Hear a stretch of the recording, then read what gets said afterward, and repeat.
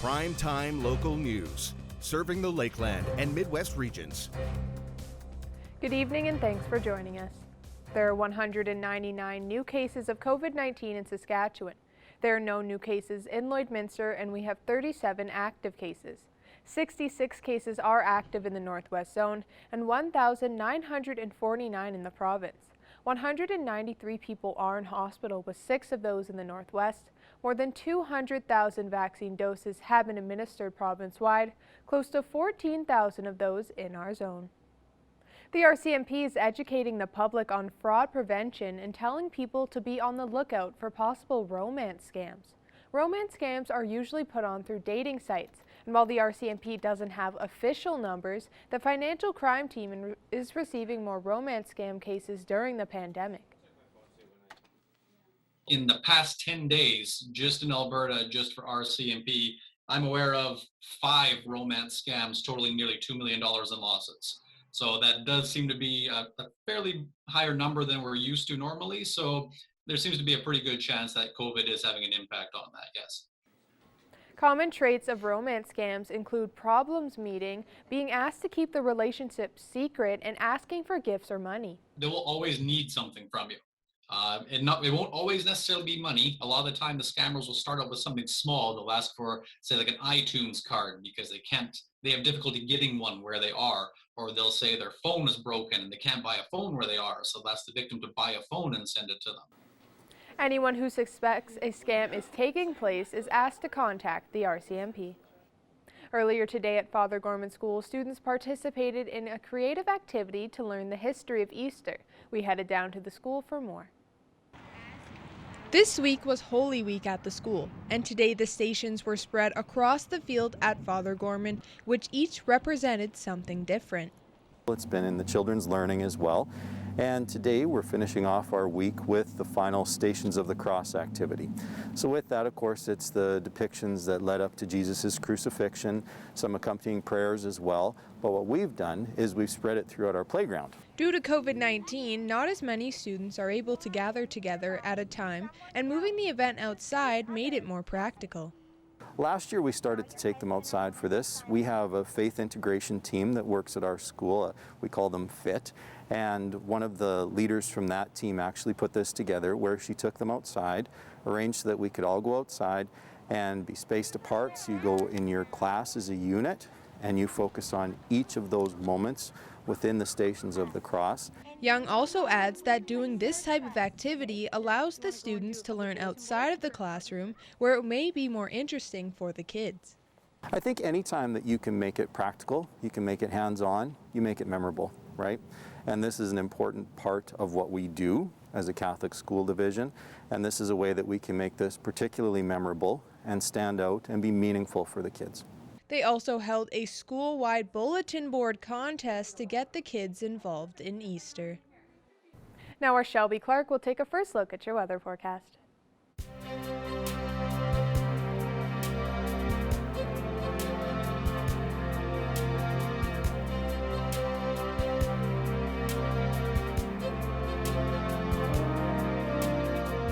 Thanks so much, Jasmine. As we take a current look across the border city, today is definitely looking a lot warmer than we saw earlier this week, of course, with that little snowstorm on Monday. But we're looking at a high of 15 with a little mix of some cloud and sun and some 17-kilometer-hour winds coming from the southwest. Now moving into temperatures across central Alberta and Saskatchewan. On the Alberta side, we're seeing 14 down Rocky Mountain House. Red Deer is at 17 degrees.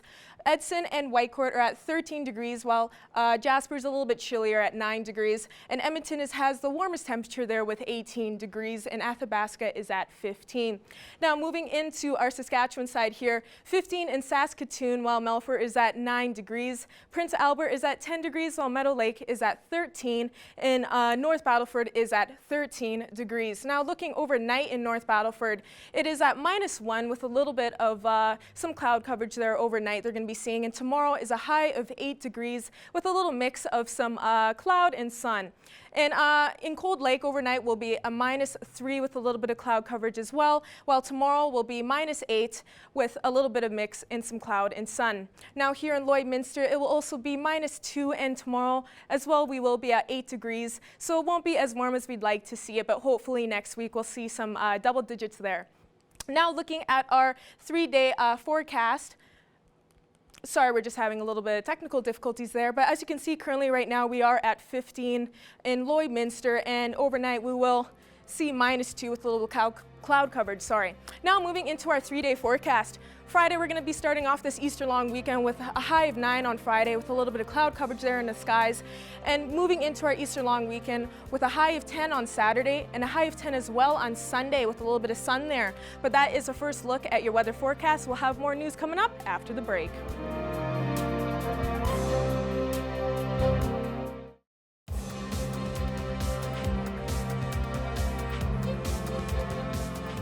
Today is the day baseball fans everywhere have waited for. April 1st kicked off the MLB season, with all 30 teams scheduled to play. Evan Kenny and Eric Bay have more as the season starts. Well, it is an exciting day, not just because it is April Fool's, and this is not a joke. MLB's opening day takes part this Thursday, April 1st here. Joining me today to break this down is Eric Bay. Eric, exciting time. Thank you for joining me. Yeah, you're right. An exciting time, and looks to be a great season from Canada's team. For sure. We got lots of Toronto Blue Jays. They seem to be getting things going here. They're playing the New York Yankees in their opening weekend series. Eric, your team, another AL East team, the Boston Red Sox, are hoping to be going throughout this weekend against the Baltimore Orioles. Today, we are deciding to give some of our picks for the stretch. I know it's pretty early here, but we are deciding who we think is going to win each division throughout the American League and National League, as well as giving our World Series picks. So Eric, we got a lot to talk about. Let's get after it. You want to start things off here with the American League East, the powerhouses in my mind of the American League. Yeah, no, obviously the traditional bloods, of the MLB, and I think the Yankees should take this one again. I'm not convinced about their abilities in a playoff series. We've seen their deficiencies before, but over an entire 162-game season, you just look at this lineup. They have everything you want from a hitter's perspective, tons of power, and they have the big-name pitchers like Garrett Cole to back it up. But for the Blue Jays, this looks to be a great season, and I think they should snag that second place in the division because their lineup, too, is looking pretty fearsome all throughout the lineup 1 through 9. Yeah, Eric, when a team, when one of their weakest points is trying to play small ball, it's one of the best teams in the MLB, let alone in their own division. And as well, like you, I have the Toronto Blue Jays finishing second there, hopefully vying for a wild card spot and still making it into playoffs. For the National League, starting off in the National League East, I think I'm going to go with the Atlanta Braves. We saw how good they were doing last year. Freddie Freeman's coming off an MVP season, and they really keep a lot of the same pieces that they did have from that last year's team that did lose in the playoffs to the eventual World Series champions, the LA Dodgers. They have a lot of those pieces still. Plus, they'll have Soroka back, who was injured. I believe it was the opening weekend of the MLB last season that he got injured, a knee injury there. So they'll have their ace back on the mound. If all those pieces can continue to perform like they did last season, I don't see why there's a reason they shouldn't win this division. Yeah, a very talented division, tons of big teams in there, but I think maybe the most talented division and maybe the most interesting playoff race will be the AL Central. And you look at those teams at the top where they were last year between the Minnesota Twins, the Chicago White Sox, and the Cleveland Indians. And I just think that the Indians might take a step back. They lost a few pieces, but I think the Minnesota Twins, they added on to their roster and they kept their big names like Nelson Cruz. Kenta Maeda is a Cy Young candidate. And I still think they'll have enough to hold off the White Sox during the regular season, but don't sleep on the White Sox because they made some big additions too. And guys like Dallas Keuchel, Lucas Giolito in that rotation are going to be amazing throughout a full 162-game season. Yeah, that Twins offense is another one that's hard to compete with, similar to the Yankees. They can just absolutely mash balls game in, game out. But like you said, the White Sox, another team that are right in the hunt there. Going to the NL Central here, I'm going with the St. Louis Cardinals. I mean, they've been a great team year in, year out for the last decade plus there. And they added arguably the best third baseman in the game of baseball in Nolan Arenado over this offseason. It'll be interesting to see if Arenado can still produce offensively like he did in Colorado. Obviously, that ballpark is a hitter's ballpark. So just making that shift. If all goes well, then this team should be on top of the NL Central.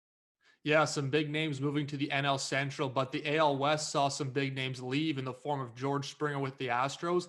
I think that really hurts this team, and I like the Oakland A's. I mean, you look at this team top to bottom, they lost some names too. Marcus Semien left. They traded Chris Davis for Elvis Andrus. Liam Hendricks is now gone to the White Sox, but this team finds a way to do it year in, year out with teams that maybe don't look as impressive on paper, and they won last year, so I don't see why they can't do it again, especially with the Astros losing a guy like Springer and maybe taking a bit of a step back, although that lineup too is still pretty lethal, and it should be a tight race there at the top of that division.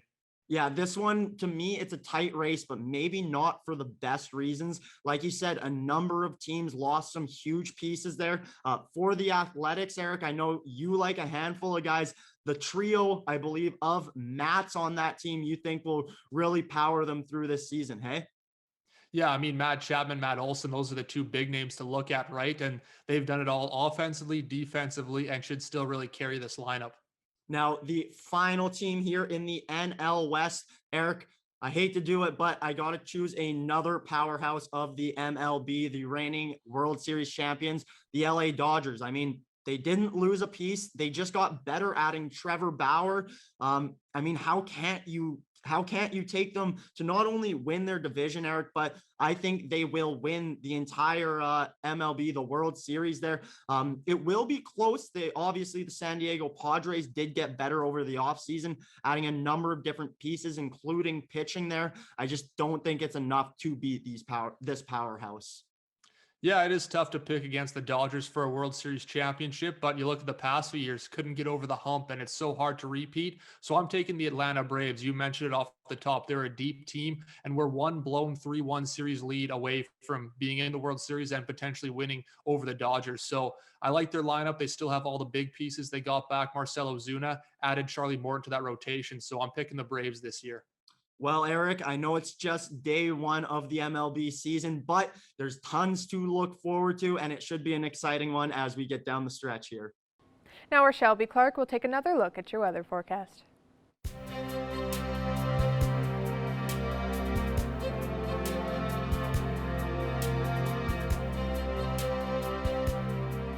Thanks so much, Jasmine. As we take a second look at your weather forecast here, over in temperatures across the region, on the Alberta side, we're seeing a lot more double-digit temperatures, which I think everyone is really liking to see. Now, Provost is down in Provost is 18, while Wainwright has the highest with 19 degrees there. Vermilion is at 17, while Edmonton and Vegreville are both at 18 degrees. St. Paul is at 14, and Bonnyville and Cold Lake and Lac La Biche are all at 13 degrees. Now, moving into our Saskatchewan side here, down in Macklin is at 18 degrees, while Maidstone is at 14. 13 in North Battleford, and St. Walburg and Pierceland are at 12 degrees, while Meadow Lake is at 13, and Green Lake and Isla Crosse are at 9 degrees, so a little bit chillier there. Now moving into our northern region here, Flin Flon is at 9 degrees, while La Ronge is at 10, as well as in South End. Buffalo Narrows and La Loche is at 11, while Wollaston Lake and Stony Rapids are at 7 degrees, and Uranium City is a little bit chillier up there with 5 degrees. Now on this side here, it's 6 degrees in Peace River and Grand Prairie, and Fort McMurray has warmer temperatures at 15 there. High level in Fort Chippewa are at 8 degrees, and Slave Lake are at 4. Now moving into our southern region here, they're looking at way warmer temperatures, while Lethbridge is at 18 and Calgary and Coronation are at 15 and 17 there, and Medicine Hat is in 20 degree range with 21 degrees, but Banff is looking a little bit chillier at 7. Now on this side here, it is at 14 degrees in Swift Current as well as in Yorkton, 18 in Moose Jaw and Regina, and Kindersley is at 15, and Estevan is at 17 degrees. Now moving into temperatures overnight, we're looking a little bit chillier, but not as bad as we have experienced before. Meadow Lake is at -4 degrees and Isle Cross is at 3, as well as in Paradise Hill and Bonnyville. It's looking a little bit cloudy over places in the region as well, as it's -2 in Provost, but they're seeing more of a starry night, and Wainwright and Unity are at -1 and Myrnam is at -3. Now looking at temperatures tomorrow, it's a little bit chillier there, not in the double-digit mark, but we're ranging around from the region from around 8 degrees to 10 degrees there, so not as warm as we'd like, but hopefully we warm up to higher temperatures next week. Now looking at our 7-day forecast, heading into our Easter long weekend, Friday we're at a high of 9 and a low of -2 with a little bit of cloud coverage there. Saturday and Sunday are both at a high of 10 degrees, as well a low of -3 on Saturday and a low of 1 on Sunday, so not as warm, but as we move into next week, we're seeing some double digits there with a high of 11 on Monday, as well as on Tuesday, Wednesday, and Thursday, but throughout next week, we will see more of a mix of some cloud and sun. That's all we have for another look at your weather forecast. We'll have more news coming up after the break.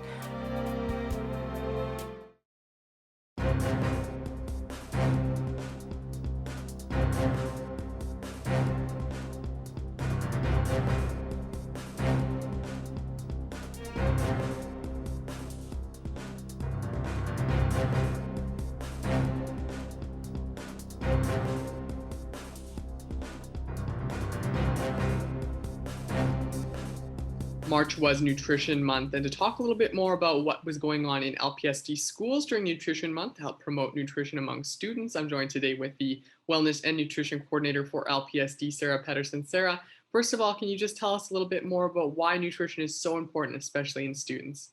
I mean, we know nutrition is the most important thing, right? It's the most important start to the day. It gets us focused, it gets us ready. And the same thing is with our students, right? It gives them a readiness to learn. So we know that nutrition is, incredibly important. So we do what we can to make sure that we provide a nutritious breakfast, snacks, emergency lunches, as the students need them. Yeah. And so I understand that LPSD has made some videos to kind of promote healthy eating and some snacks and stuff like that in partnership with the wrestlers. Can you just tell me a little bit more about that? Yeah, so we're really excited to work with the Lakeland Wrestlers. I asked them to submit a couple of videos related to health and wellness. And one of the videos was on nutrition. And so they made a video on healthy snacks and game day meals. So we compiled the video and it turned out awesome. The students can really relate to that.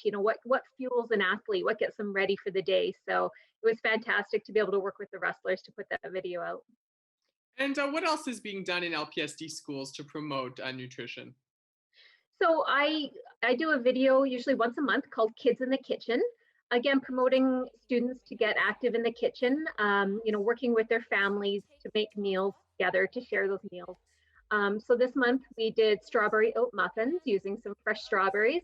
So it was a video that not only promoted Nutrition Month, but that kickoff to spring, right? Our fresh fruits, fresh vegetables. What do we have local that we can use and highlight for that month? So we did the Kids in the Kitchen video, as well as tonight. I'm very excited to be hosting a staff cooking night where we'll be making fresh spring rolls with peanut sauce. So again, just incorporating fun activities that we can do, inexpensive, at home, being able to shop local, using fresh ingredients, make a healthy, nutritious snack or meal.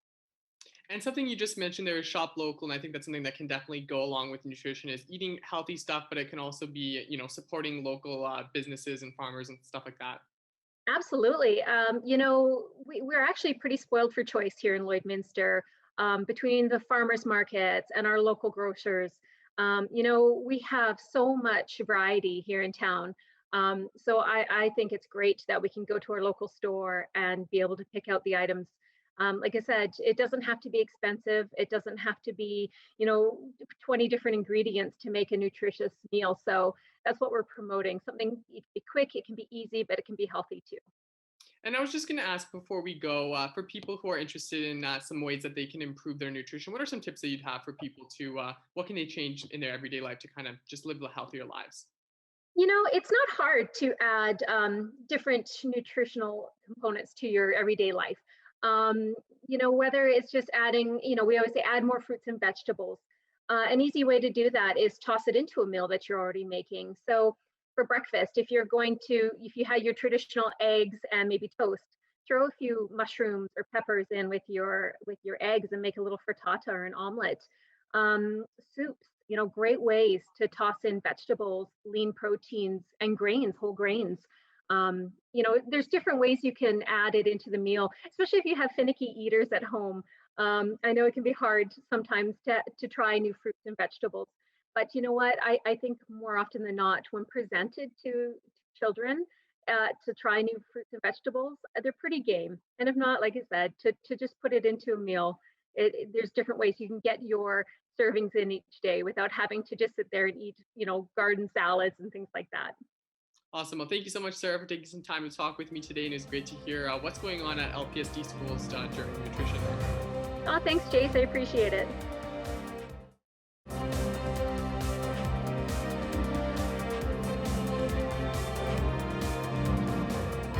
I'm joined here today with Lauren Davidson and Callum Patmore from Legacy DIY. Since opening, how has support been through the pandemic? Support has been phenomenal. We're constantly growing in a positive direction. Since we opened in November, things have really been taken off in a positive manner for our market. Couldn't be happier. And how many members and vendors are with Legacy now? We have over 120 vendors and we have, I think, about 30 members. So. And for people wondering who haven't heard of this makerspace already, what's all involved? Basically everything you need to do to start a business. You can do laser engraving, you can do anything with wood, you can do anything with painting. What else is there? Welding, CNC machines. Blacksmithing, woodworking, 3D printing. As Kellen said, just about everything you need to start or grow your business. We do have a few businesses that have started their business here. Callan started doing microgreens here. I first came as a member, and then he opened up the farmers market area on the main floor, and I took the chance to actually sell my microgreens there, which just worked out perfectly. You get the makers at the bottom, and then if you want to make a business, you can sell it at the main floor. So it's just the back and the front end, so like everything. And then we have small businesses like our barber, she's on the main floor, and then we have Iron Jet, who runs their business through our business as well. They've got an office upstairs, so upstairs is a little bit more towards the professional setting where our boardrooms are and things of that nature. And have there been new products and items available for people to purchase? Yeah, just today we had another 5 vendors move in, which is great. It seems every day either we're getting new vendors, I always call them ambassadors, because in my eyes, this is meant to be a community business where everybody works together. So whether we're getting new ambassadors in or they're change up the products, there's always something new to see. And what future plans does Legacy DIY have throughout this new year that you'd like to share? Come springtime, summertime, we're looking at doing a couple of street festivals of sorts. We're in talks with the Blacksmith Guild right now to do a live showing on the one-way street here. Getting some of our vendors out into the middle and doing some entrepreneurial meet and greets, meet the makers and events like that. And is there anything else you'd like to share for people to know about? When he talked about the community and everything, that was the main reason why I got really excited. Like, I was about to fall asleep the first time I heard about this place, and my mom texted me about it, and she's like, "You got to see this." And I opened up the ad on Facebook, and I'm like, I don't know how I'm going to fall asleep now, because this whole community thing I see as the solution to the problems that Lloydminster is going through. There isn't really much of a community at all. People just come here to work to get money and then they leave. So there's no actual connections with people. And this place is the solution to that, is what I see. which is why I'm so pumped for it, which is why I think other people should be pumped for it too. And how does it feel to know that Legacy is helping bring people together in the community now? Well, that's kind of like our motto. We create our legacy by helping you create yours. So really, it's just a vision coming true, which is fantastic. And the relationships that we're forming with the community and with the ambassadors and the makers, it's really heartwarming. We couldn't be happier. And what are your holiday hours for this Easter long weekend? We are closed Friday, open Saturday from 10 to 7, and then closed Sunday, Monday. That being said, we are a 24-hour facility for our makerspace. So the market will be closed, but the makerspace will be open. Well, thank you both so much for joining me today. No worries. Thanks. Now taking a final look at your 7-day forecast here as we head into the Easter weekend. Friday and Saturday is going to be a little bit cloudier with a high of 9 on Friday and a high of 10 on Saturday and Sunday. So make sure to enjoy that weather this long weekend. Heading into next week on Monday, we're looking at next week with double digits temperatures there with a high of 11 all 4 days with a mix of some sun and cloud. Thank you for joining us on Primetime Local News. Have a great night.